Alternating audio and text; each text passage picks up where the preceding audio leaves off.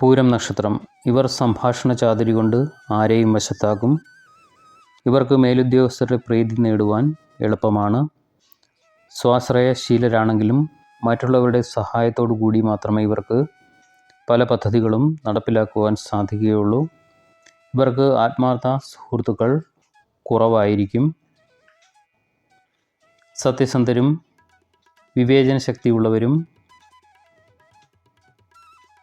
ആയ ഇവർ ജീവിതത്തിൽ മിക്ക കാര്യങ്ങളിലും വിജയശ്രീലാളിതരാകും. പൂരം നക്ഷത്രത്തിലെ സ്ത്രീകൾക്ക് സൗഭാഗ്യം, സദാചാരബോധം, നീതിബോധം, സാമർഥ്യം, സന്താനസുഖം എന്നിവ ഉള്ളവരായിരിക്കും.